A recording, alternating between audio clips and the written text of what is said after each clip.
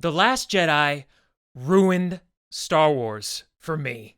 Mark Hamill tried to warn me. That man had already signed a binding contract to play out this farce, but he still took every opportunity to make his voice heard. At Star Wars Celebration 2017, head of Lucasfilm, Kathleen Kennedy, said that Luke is so significantly important to The Last Jedi, to which Mark Hamill responded sarcastically, "Oh, well that's good to hear."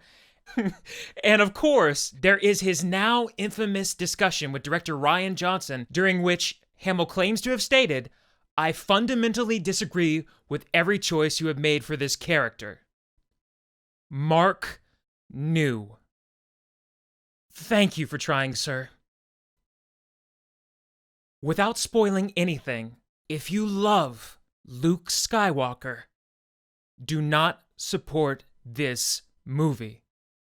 Star Wars Episode VIII, The Last Jedi, has good production value, creative design work, characters we love, and a light, enjoyable, playful atmosphere. It is also incredibly ridiculous, over the top, sloppy, unbalanced, overlong yet rushed, tone-deaf, absurd, half-baked, and most importantly, disrespectful to everything that came before it. Let the past die. Kill it if you have to, declares Kylo Ren, and it would seem director Rian Johnson, Lucasfilm, and Disney agree with him. The prequels are masterpieces to me in comparison. Okay, slow down. I'll admit, perhaps I'll even think that this review is unfair in retrospect, but I have to communicate how upset I am these few hours after the Thursday night premiere. Make fun of me or scold me if you like. I just hope someone out there knows they are not alone in disliking this movie. If you want insight into why this film is dividing audiences, keep listening. I have a pretty good idea of why some love it and some hate it, and I'll explain why I fall into the latter category. This review will contain spoilers for Acts 1 and 2. I'll be vague to a degree. Star Wars The Last Jedi picks up almost immediately where The Force Awakens left off. After Starkiller Base destroyed the representatives of the Republic, the galaxy is in disarray. Seizing on this opportunity, the First Order mounts an offensive, forcing the Resistance to go on the run, with egos clashing about what our heroes should do in their desperate hour.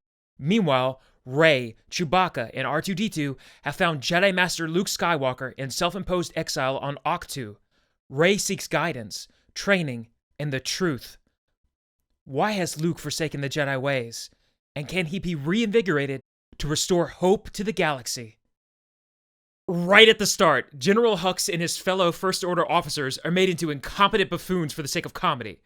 Poe Dameron is shown to be extremely invulnerable, taking on a dreadnought, a really big Star Destroyer, seemingly single-handedly, and all the tension dissipates. To be fair, they mention later on that Poe had a squadron backing him up, but the editing did a poor job of communicating this in the moment, particularly since the squad's efforts are important to Poe's character arc. The sequence did not clearly, viscerally present the consequences of Poe's actions as they happen, opting for BB-8 humor and phone pranks instead. The First Order ends up inflicting numerous casualties on the Resistance during the space battle, and the scene takes on an unexpected and serious turn following the personal heroics of one woman, which I appreciated. But no context is given beforehand as to who this woman is, and who she is once again very important to one of the lead characters' arcs. There needed to be at least one scene between these two characters to visually, emotionally connect them. Then, our reintroduction to Finn, as he awakens from a coma, is played for laughs, making him waddle around half-naked in a clear bubble suit, leaking liquid like a bullet-riddled cartoon character that drank a glass of water. The man is panicked, exclaiming, "Rey!" The last thing he remembers is Kylo Ren knocking Rey unconscious and slicing him with his blade. Finn's mind is still in that forest, and he is filled with resolve to learn what happened. The leaky suit gag devalues the potential passion his character is feeling. Next, the moment we've all been waiting for, the resolution 2 years in the making, Rey on Ahch-To, offering Anakin's lightsaber to Luke Skywalker himself. Such a beautifully paced and acted conclusion to The Force Awakens. And the result in The Last Jedi is aggressively flippant and humorous. That's the point. I know. But in this movie's quest to be bold, as so many people are calling it, this constant recurring flippancy with regard to unanswered questions comes off as downright disrespectful. Characters' backstories and plot lines built up in The Force Awakens are just tossed aside, all the while The Last Jedi is ribbing you like it's your pal. Hey, remember how all those fans complained about Kylo Ren being bested by Rey, a character with no training whatsoever? Well, Snoke calls him out on it. That's cool! But for every solid attempt to address The Force Awakens' weaknesses and unoriginality, there are many more ways in which The Last Jedi seems to be deliberately undercutting its predecessor. Episode 8 is practically a reboot of a reboot, truncating and discarding whatever elements it didn't want from past films and making an absolute mess. Yet The Last Jedi is also puzzlingly finite, with an ending that feels like a rushed trilogy capper, more so than a conclusion to a first sequel. So what does The Last Jedi bring to the table? There are 3 main story threads. Poe conflicting with a purple-haired resistance leader named Admiral Holdo over the fleet's next move. Finn and newcomer Rose going on a secret mission to the gambling world of Canto Bight to recruit a hacker who will help them disable a tracking device on Snoke's cruiser, which they plan to stealth infiltrate. And Rey on Octu trying to convince Luke Skywalker to train her, or at least tell her what happened to Kylo Ren, also known as Ben Solo. The Poe-Holdo storyline kicks off after something ridiculous happens with Leia. Some audience members will find it badass, others stupid and upsetting. Trust me, you won't see this coming, even after me telling you you won't see this coming. It's absurd. Anyway, Admiral Holdo pulls rank over the Resistance fleet, whose commanding officers are conspicuously high in estrogen. What happened to Ken Leung's Admiral Statura, or that pilot who was a friend of J.J. Abrams? Additionally, I got the impression that Leia may have had a bisexual relationship with Holdo. The way they gaze into each other's eyes and hold each other's hands just a little bit too long. Not that there's anything wrong with these things. They just felt off?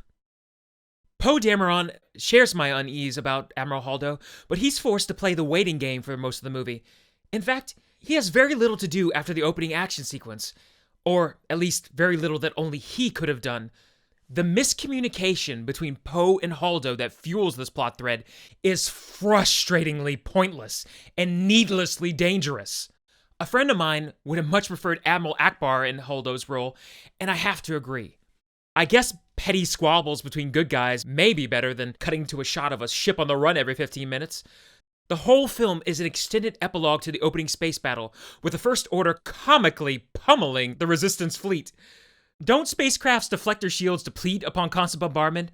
Why can't the First Order catch them, or come in from another angle, or send in smaller, faster crafts? The conclusion to this situation is incredibly cool, but it makes me question why the Resistance didn't just do that in the first place, saving us 40 minutes. Something about hope, I'm sure. Take a shot every time a character says the word hope. And you'll be almost dead drunk by the end of this movie. Seriously, don't do it. I'm just irresponsibly making a point. On a related note, when Starkiller Base destroyed the Republic capital, they made an enemy out of dozens of planetary systems. Why is the Resistance alone in this fight?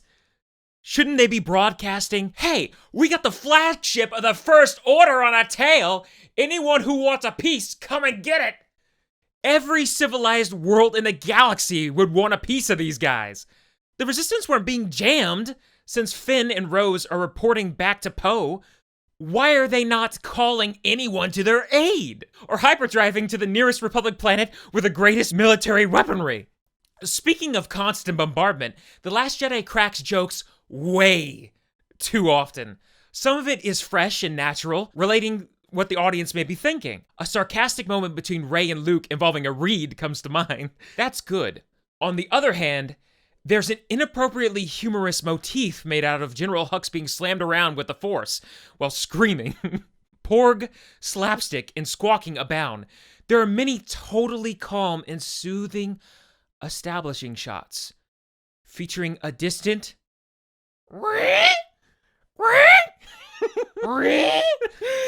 that had me laughing at moments I don't think I was supposed to be. Oh, and BB-8 has Hobbit Trilogy Legolas syndrome turned up to 11, meaning he's incredibly, laughably capable.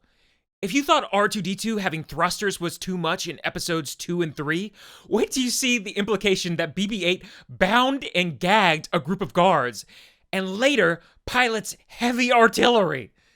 He's a ball. Never mind how, it's funny and cute. What the frick? BB-8 accompanies Finn and Rose on their storyline, which is lacking in development. There is an interesting hero worship angle. Rose, played delightfully by Kelly Marie Tran, idolizes Finn for his part in the destruction of Starkiller Base. Finn relishes her doting. This is fun. It goes nowhere. Rose is disillusioned immediately instead of halfway through the movie, and Finn learns a bit about Rose's backstory, but the scene doesn't breathe enough to establish a meaningful connection between the two characters. Yet, bizarrely out of left field, Rose and Finn are supposedly intimately close by the end of the film. I feel like a lot of the Finn and Rose stuff was left on the cutting room floor to pick up the pace. Unfortunately, important character bonding pieces seem to be missing, which makes their brisk scenes feel like a worthless drag. Their mission to the Canto Bight Casino City brings with it some fresh set and creature designs, an energetic club song, and a simple animal abuse and child labor tangent. These kids receive no lip service, but are more important than our main characters later on. If that sounds confusing, it is. They serve the themes of bringing hope to others and that heroes can come from all beginnings, but there is not enough screen time or context to relate with them. It's like another movie entirely, over-condensed into this one.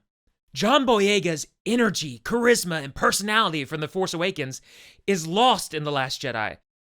But for brief flickers of life, Finn's far more stoic in a thankless side quest. To give some sort of meaning to the second half of Finn and Rose's struggle, Captain Phasma's character was brought back. But Phasma has less of a role in The Last Jedi than she did in The Force Awakens. Her part amounts to what you've already seen in the trailers. The fight between her and Finn seems like another correction of one of The Force Awakens' missed opportunities, but Phasma is never established prior to this section, so there is no build-up. It's just another hollow twist. We wanted the payoff in the last movie. It serves only spectacle here. Finally, the third plotline involving Rey and Luke is without a doubt the only thing holding The Last Jedi together. Here, the film finds a solid balance between levity and drama. Though Luke is disgruntled and wary, he is still allowed to be warm and lighthearted at key moments. I particularly loved his daily routine on the island and brief interactions with Chewbacca and R2-D2, both of whom are justifiably pissed that Luke abandoned everyone. And why is Luke in exile to begin with? Why did he seek out the First Jedi Temple? Well, we learned the out-of-character reason for his exile, but the First Jedi Temple functions more as a visual metaphor, providing no further context as to why Luke thinks it's time for the Jedi to end. Something is definitely missing. Just because he had an incident with Kylo Ren doesn't mean that the Jedi should be disbanded. What did Luke read in the ancient Jedi texts that brought about this negative viewpoint? Luke just spouts knowledge from the prequels, not anything he would have learned from the very first Jedi. The film abruptly cuts to a conversation between Luke and Rey, with Luke bad-mouthing the Jedi, yet we are never given a full frame of reference. This is an overall problem with the editing of The Last Jedi. It is impartial, moving at a consistent, unwavering pace that causes everything to blur together and drag. Luke and Rey's scenes are far more interesting, but are just as briskly paced as the other scenes. Slow down. Speed up. Build. Release. The editing is on automatic pilot. I read a news article that claimed Rian Johnson had John Williams compose music for him to edit The Last Jedi to. That's not how post-production works! Not unless you're Baby Driver. I'm sure they had another scoring session after the final cut was ready, but this movie needed another disciplined pass in the editing bay. It's 150 minutes long, yet its events are insubstantial until the very end. It's weird that The Last Jedi has been completed for 3 months, and nobody took a fresh glance at it halfway to release to see if there was any fat they could trim or substance that could be put back in. There are story structural problems at the writing level. For example, during Rey's first meditation lesson with Luke, Rey is called to the dark side and, as Luke exclaims, doesn't even hesitate, allowing the darkness to consume her. Nothing comes of this. What does it mean that Rey has all this raw power and is drawn to the dark side? She is never tempted after this scene, despite how susceptible she is made out to be. What was the point? The Last Jedi even undercuts and dismisses its own plot points. It continues to build up the mystery of Rey's parentage and then kicks it to the curb. If you weren't going to do anything with it, get it out of the way earlier. That time with Rey on the island could have been better spent developing Luke's perspective or any sort of internal conflict within Rey beyond a lame he said, she said. Oddly enough, Rey does not end up having any meaningful effect on Luke Skywalker. She mostly has reluctant forced conversations with someone else entirely. Ironically, actually forced. Luke's actual development comes from an amusing but arbitrary source. As in, it could have happened at any time. So why now? Mark Hamill and Daisy Ridley do a good job with the material they are given, both of them getting quite emotional at times. However, other moments are flat and stilted. Again, Lucasfilm sat on this for 3 months. Clean up the dialogue replacement and choose better takes. Much of the CGI work is hit or miss too. Why not go back and polish it? You're going to make a lot of money. Why settle for subpar rendering 3 months out? There's a fantastic shot of a Star Destroyer in Rogue One, a Star Wars story, which should be the benchmark for what spaceships look like in these new films. That Star Destroyer looked as authentic as the real-life models used in the original trilogy, with all the bells and whistles of modern lighting and blending techniques. Most of The Last Jedi's crafts feel animated and intangible, full of motion blur, particles, and detail, yet lacking a realistic presence. And what's with all the digital doubles? A simple shot of Luke walking up island steps appears badly composited and artificially animated. There's a fully CGI Leia in close-ups and medium shots, despite Kathleen Kennedy promising not to do that. To be fair, she was referring to Episode 9, but it's still creepy. I appreciate all the effort put into the practical sets and animatronic creatures, but instead of bringing up the standard of the computer-generated elements, they provide a stark contrast. On the other hand, there is one puppet later on that seems quite plastic and oddly chunky, with its mouth movements causing its cheeks to fold. I recoiled at its appearance. Not able to tell if it was physical or computer-generated, but thinking it looked bad either way. Close-ups of it fared much better, curiously. Anyways, you may have noticed that I have not mentioned Kylo Ren at all. He has a touching part to play in the beginning, and we have a few scenes from his perspective, but then, presumably another victim of editing, Kylo's point of view is ignored.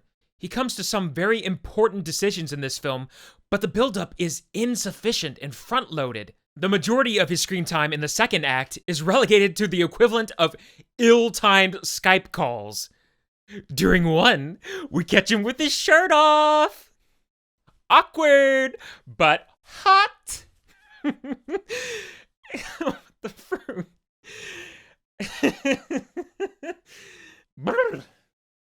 An opportunity is missed to explore Kylo and Snoke's past and relationship. This is inexcusable, since it is essential for later in the movie. Maybe the writer didn't think so. Speaking of Snoke, we learn nothing about him at all. He's powerful. Who, what, when, where, how, why. The filmmakers ain't interested. Snoke's efforts are the reason the First Order exists. The reason Ben Solo turns to the dark side. The reason the Republic is destroyed, and basically the whole reason the sequel trilogy exists. We get nothing. You cared? Here's a bold twist. This movie doesn't care. This is what the critics are raving about. And why the fans are so split down the middle. The movie doesn't care about context, build-up, or any payoff. To the point of disrespect. Some will find this bold and love it. I can recognize that. Despite all the shouting, I can recognize that. I find The Last Jedi to be shallow shock tactics. It is a flagrant overreaction to the criticisms of unoriginality in The Force Awakens. Many people are going to say, there's just no satisfying Star Wars fans. First, we complain about unoriginality, and then we get a daring departure and lose our minds. I posit here and now that The Force Awakens and The Last Jedi are two opposite extremes. One is overly safe, and the other aggressively different to the point where I'm not invested anymore. Because I'll never know when anything is important. The rug can just be swept out from under me at any point. I understand why some find this thrilling. But when done so often in one movie, I think it has the consequence of making everything meaningless. All the reverence is lost.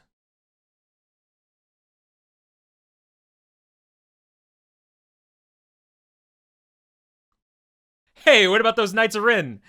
Who? Oh, man. And that's pretty much it. None of the action is as energetic, involving, or well-structured as Poe and Finn's TIE Fighter escape or the Millennium Falcon chase on Jakku from The Force Awakens, much less any sequence for the first 6 movies. The Last Jedi has some decent fight choreography, but I was utterly uninvested at the time because of what just transpired.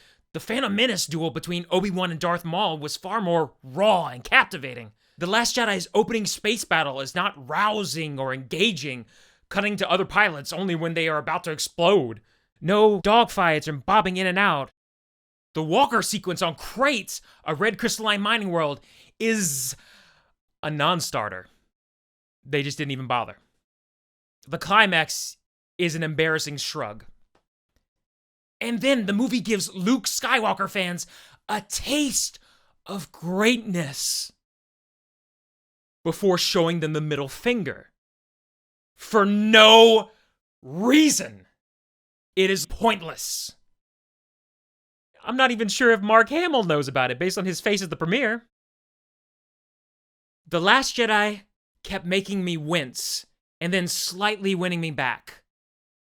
But they had to royally, arbitrarily, and dubiously disrespect my childhood hero. I didn't even mean to slightly get a bit emotional at the end of that sentence. I'm saying it out loud is a bit different than internalizing it. And then, to top it all off, there's an irrelevant and head-scratching final scene in service of theme over any established story. It's a pretty bow, wrapping up the sequel trilogy after only 2 installments. Wait, what? I will never forget looking over at my friend as the credits rolled and seeing him sincerely clutching both sides of his face in disbelief at what he just saw. It was great. It was great. If nothing else, I appreciated how much this movie made me feel. So, the fact that it's getting such negative and such positive reactions, I guess that's one thing. We have something to feel passionate about. I said this to my friend as we were walking to the car. I'm insulted that Disney and Lucasfilm were so confident in this finished product as to actually hand Rian Johnson his own trilogy. I left the theater angry. The Force Awakens was meh, but it grew on me because it was entertaining in the moment, and I assumed that Lucasfilm would build off of it. Instead, The Last Jedi has no plan. It is a self-aware response to its predecessor, mocking the efforts and mysteries of The Force Awakens, retroactively making Episode VII worthless, instead of giving it deeper value and meaning. The character of Rey doesn't change or evolve. She faces no conflict and is always right. Her power is addressed but never explained. Neither is Kylo Ren's, who is also not given the time of day. Rey and Kylo's story is the only one that matters going forward. But it was rushed and underwhelming to make room for useless side plots, particularly Finn and Rose. I'm not interested at all in Episode 9. J.J. Abrams has J.J., bless his heart, has an incredibly thankless task. I suppose at least he has a completely blank canvas to work with, though. Alright. The Last Jedi has moments of airy levity, heart, surprises, and creativity that reminded me why I love Star Wars. It was great to get glimpses of the real Luke again. Chewbacca was underutilized but fun, and R2-D2 has a touching scene with Luke, though he's sidelined immediately afterwards on the... Sheesh! Even my complimentary section veers into negative territory. Whenever I think of this movie, I breathe a bit heavily. Yeah, laugh it up. That Star Wars meant something to me, laugh it up. Calming down a bit, I can see the positives. Rian Johnson is a capable director, bringing out mostly solid performances, creating a rich visual canvas, exploring new worlds, implementing cool new designs, and maintaining the lighter atmosphere of the original films. Even the story decisions I disliked. I can see that Rian cared to make them beautiful. But he needs to bring someone else in to edit his own material going forward and critique it. He has no penchant for context, paying off build-up, or developing new lore at all. This movie has a mildly disturbing and irresponsible message. History is history. Let the past die. There's nothing more you can learn from it. This is the film embodiment of the second act Simba from The Lion King. Hakuna Matata! Remember what happened to the Pride Land while Simba was away? This movie's like, the past is the past, have a good time, no worries. Meanwhile, Star Wars is burning! Man, this is long. The Last Jedi is so busy subverting all the Star Wars films that came before it that it neglects to invent its own lore, mysteries, and plot threads to look forward to. The movie tells me all the stuff that I cared about doesn't matter, while offering nothing better in return. It's self-aware, cynical, hypocritical, and empty. The Last Jedi gets a 1.5 out of 5 on initial reaction. A 2.5 is probably a more fair rating to represent the majority of the movie and how divided opinions will be, But what they did with Luke was a real gut punch. I have to personally take off one more star.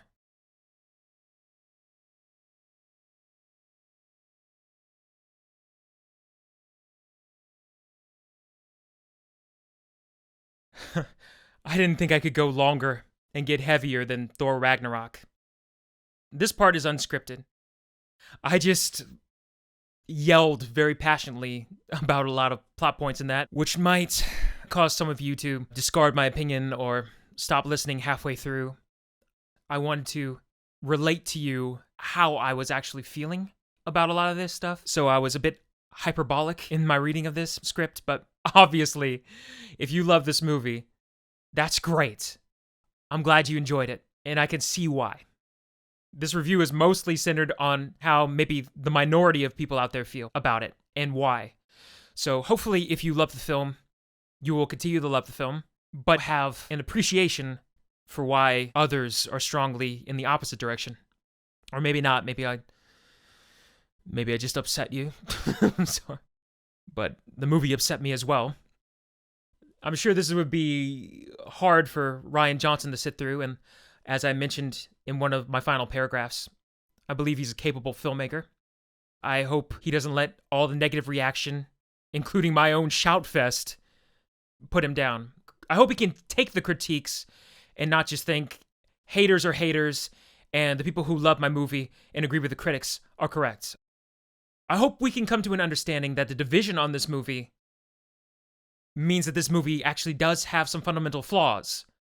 While it's definitely bold and definitely takes risks, there's a whole other segment of the fan base that has been shunned to the side. The passionate people who stay up late at night on message boards, speculating and talking back and forth, getting into the nitty-gritty details of all the theories and all the possibilities of, ooh, what could this mean? And what is this? What is that? Who are Rey's parents? What is Snoke? How did he seduce Kylo Ren to the dark side? What's the backstory there with Luke? How can Luke be redeemed? What sort of amazing stuff is Luke going to do in this movie?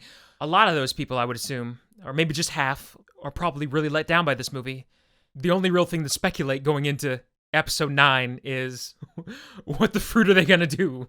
That's obviously not specific enough to generate that much heated discussion and passion, but maybe it will. Maybe the passion will just be what I did just now, would be just people talking back and forth about this movie, instead of discussing with optimism what will come next. Well, good luck, J.J. Abrams. I do wish you the best. Oh, man.